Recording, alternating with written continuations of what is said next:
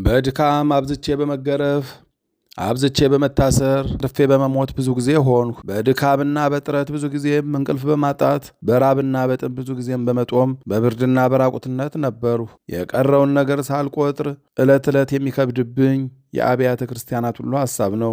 የሐዋርያው ቅዱስ ጳውሎስ መልእክት ሁለተኛ ቆሮንጦስ ምዕራፍ 11 ከቁጥር 23 በስመ አብ ወወልድ ወመንፈስ ቅዱስ አሃዱ አምላክ አመሐሙሱ ለነሐሴ በዛቲ ዕለት አዕረፈ አብርሃም ካልእ። አንድ አምላክ በሆነ በአብ በወልድ በመንፈስ ቅዱስ ስም ነሐሴ 5 በዚች ቀን ሌላው አብርሃም አረፈ። የዚህ ቅዱስ ወላጆቹ ባለጸጎች ናቸው። በተግሳጽና እግዚአብሔርን በማስተማር አሳደጉት። በአደገም ጊዜም ያለ ፈቃዱ አጋቡት። እግዚአብሔርም ወደሚፈቅደው ይመራው ዘንድ ሲለምን ኖረ። በሰባተኛው ቀን በአልጋው ላይ ሳለ የእግዚአብሔር ቸርነት አነሳስቶት ከጫጉላ ቤቱ ወጣ።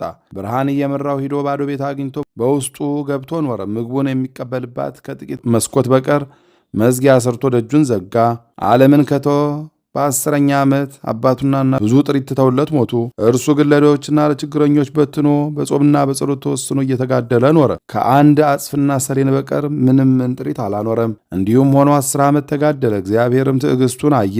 በአንዲት ሀገር አረማውያን ነበሩ። ከታናሾችም እስከ ታላላቆች ወደ ሃይማኖት ሊመልሳቸው የሚችል የሌለ። በአንዲት ቀንም አባ አብርሃምን ጳጳሱ አሰበው። ብርታቱንም ብልህነቱንም አይቶ ቄስ እንዲሆንና እነዚያን አረማውያን እንዲመልሳቸው አስገድደው በግድ አስጨንቆ ቅስና ሾመው። ከዚያም ወደዚያ ቦታ ደርሶ ቤተክርስቲያን ሠራ።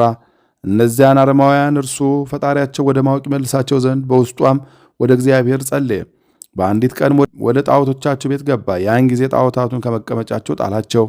የአገር ሰዎችን ባዩ ጊዜ ቁጣን ተመልተው አብዝተው ደበደቡትና ከአገሩ አባረሩት። በጠዋትም በቤተ ክርስቲያን ውስጥ ሲጸልይ ያገኙት። ሁለተኛም በገመድ አስረው ወደ ከተማ ውጭ ጎትተው በላዩ አፈር ቆልለው እንዳይሞት ጥቂት መተንፈሻ ትተው አልፈው ከዚያ ሄዱ።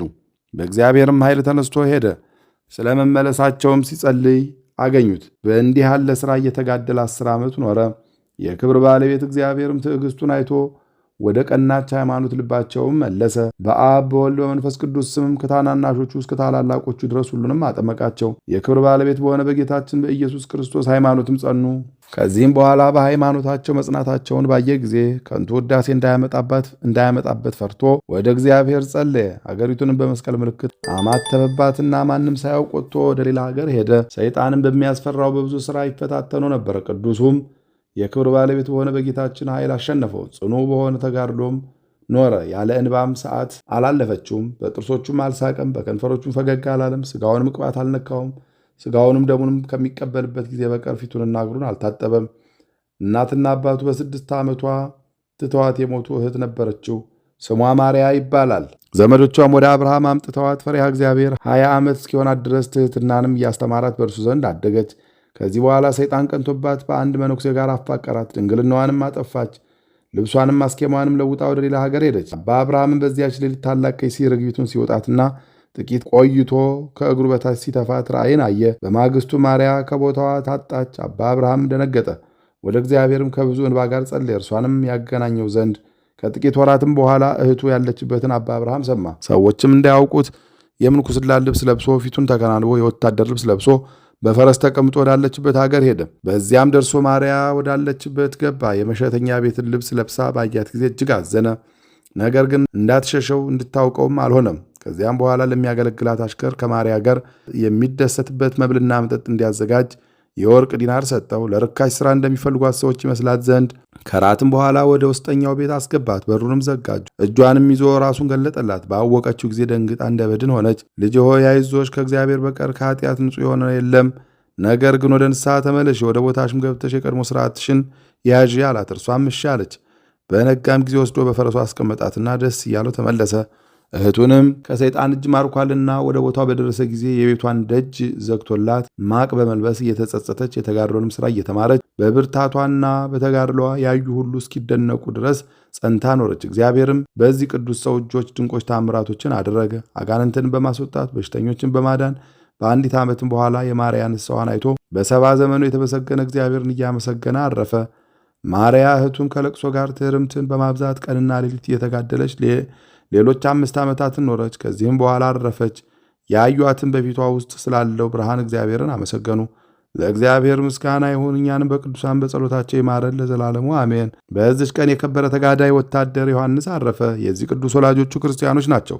እርሱም በካሃዲ በኦልያኖስ ሰራዊት ውስጥ ወታደር ሆነ። ንጉሱም ከባልንጀሮቹ ወታደሮች ጋር ላከው። የክርስቲያን ወገኖችንም በሚኖርበት ቦታ ሁሉ እንዲያሰቃዩአቸው አዘዘ። እርሱም ለባልንጀሮቹ ጭፍሮች ክርስቲያኖችን እጅግ እንደሚጠላቸውና እንደሚጣላቸው ይገልጽላቸዋል። በጭልታም ገብቶ በጎ ነገርን የሚሹትን ሁሉ ይሰጣቸዋል፣ ያጽናናቸዋልም። ሁልጊዜ ይጸልያልም፣ ይጾማል፣ ይመጸውታል። የቅዱሳንን አኗኗር ኖረ። ምስጉን እግዚአብሔርንም አገልግሎ በሰላም አረፈ።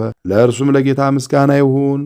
የቅዱሳንን በረከታቸው ከእኛ ጋር ትኑር ለዘላለሙ አሜን።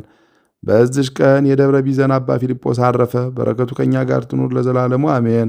አንድ አምላክ በሆነ በአብ በወልድ በመንፈስ ቅዱስ ስም ነሐሴ 6 በዚች ቀን ከቂሳሪያና ከቀጰዶቅያ ሀገር የከበረች ኢየሉጣ ምስክር ሆና ሞተች። ምስጋና ይሁን ለአብ ለወልድ ለመንፈስ ቅዱስ አንድ አምላክ በሚሆን ዛሬም ዘወትርም ለዘላለሙ አሜን። በነሐሴ 5 ቀን የሚከበሩ ዓመታዊ ቅዱሳን በዓላት ቅዱስ አባ አብርሃም ገዳማዊ፣ ቅድስት ማርያ እህቱ፣ ቅዱስ ዮሐንስ ጻድቅ፣ አባ ፊልጶስ ዘደብረ ቢዘን። ወርኃዊ በዓላት ቅዱስ ጴጥሮስ ሊቀ ሐዋርያት፣ ቅዱስ ጳውሎስ ብርሃነ ዓለም፣ አቡነ ገብረ መንፈስ ቅዱስ፣ ቅዱስ ዮሐኒ ኢትዮጵያዊ፣ ቅዱስ አሞኒ ዘናሂሶ፣ ቅድስት አውጋንያ ሰማዕትና ጻድቅ። በድካም አብዝቼ በመገረፍ አብዝቼ በመታሰር አትርፌ በመሞት ብዙ ጊዜ ሆንኩ።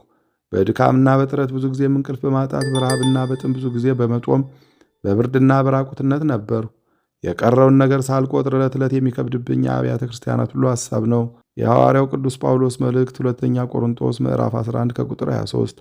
የሰማነውን በልቦናችን ያሳድርብን። ከቅዱሳን አባቶቻችን ከቅዱሳት እናቶቻችን በረከት ረድኤት ያሳትፈን። ይቅርታውን ቸርነቱን አያርቅብን። ወርሃ ክረምቱን በሰላም እንዳስጀመረ በሰላም አስፈጽሞ ለብርሃነ መስቀሉ በሰላም ያድርሰን። ከቅዱሳን ሐዋርያት በረከት ረድኤት ያሳትፈን። ከእመቤታችን በዓለ ዕርገት በሰላም ያድርሰን። ሱባኤውን በሰላም እንዳስጀመረ በሰላም ያስፈጽመን። በጸሎት አትርሱን አስቡን ያሉትን በያሉበት ያስብልን። ከመከራ ሥጋ ከመከራ ነፍስ ይሰውረን። ሕፃናትን አሳድጎ ለቁም ነገር ያብቃልን። ነፍሳተ ሙታንን ይማርልን፣ ሕያዋንን ይጠብቅልን። ሰላማዊ ኢየሱስ ክርስቶስ ሰላሙን፣ ፍቅሩን፣ አንድነቱን ይስጠን።